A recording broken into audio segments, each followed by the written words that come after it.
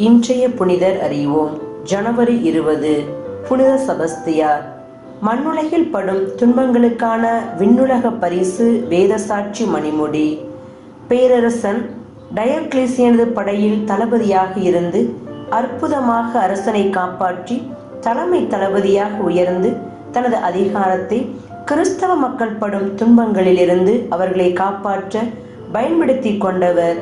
அவர்கள் கிறிஸ்தவ விசுவாசத்தில் உறுதியாக நிலைத்திருக்க பல உதவிகளையும் செய்தவர்தான் செபஸ்தியார். பிரான்ஸ் நாட்டில் நார்போன் நகரில் 257ஆம் ஆண்டு பிறந்தார் செபஸ்தியார்.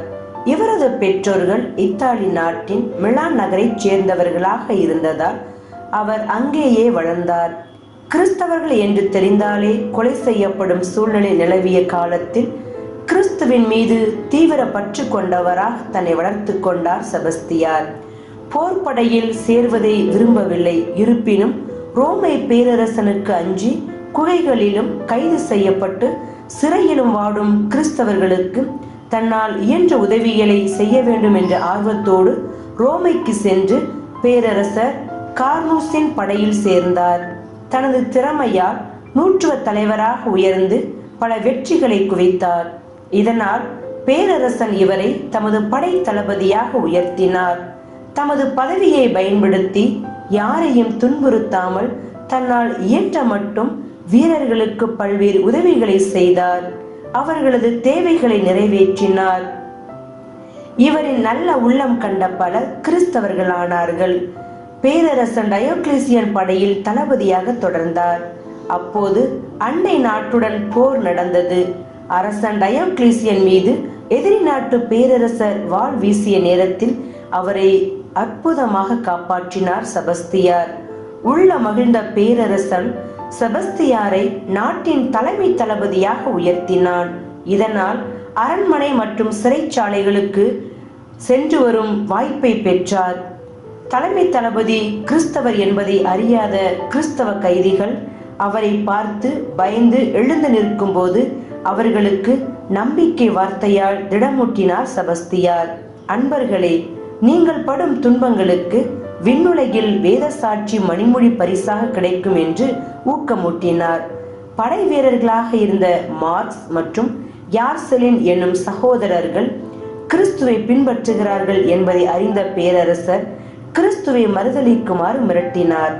இவர்கள் மறுத்தபோது 30 நாள் கெடு கொடுத்து மனைவி, பிள்ளைகள், பெற்றோரை அனுப்பி அவர்களுடன் பேச வைத்தான்.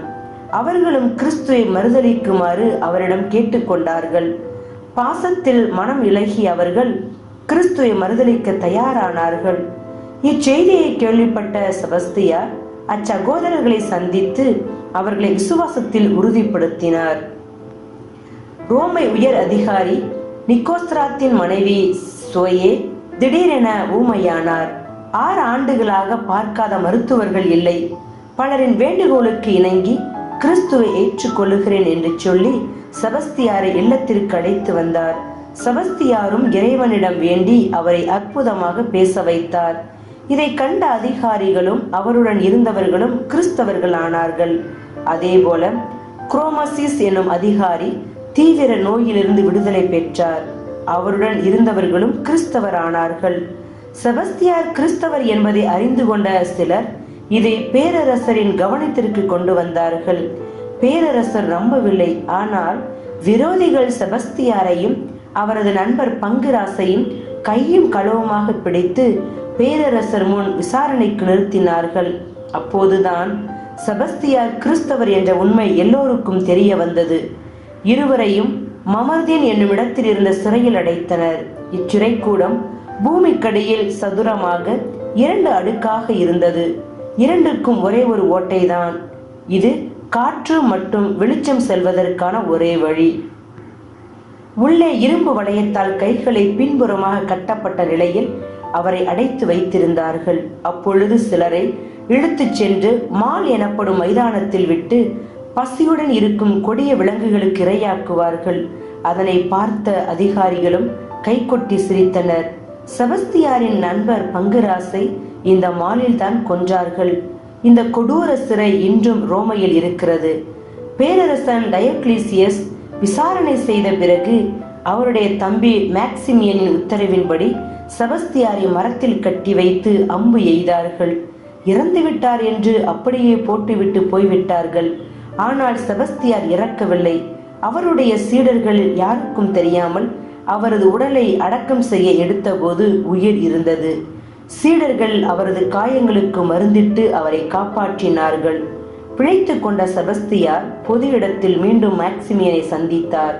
தனது வாளால் மேக்சிமியனை கீழே வீழ்த்தினார். நான் கிறிஸ்தவர்களை விடுதலை செய்கிறேன் என்று மேக்சிமியன் உறுதியளித்தான்.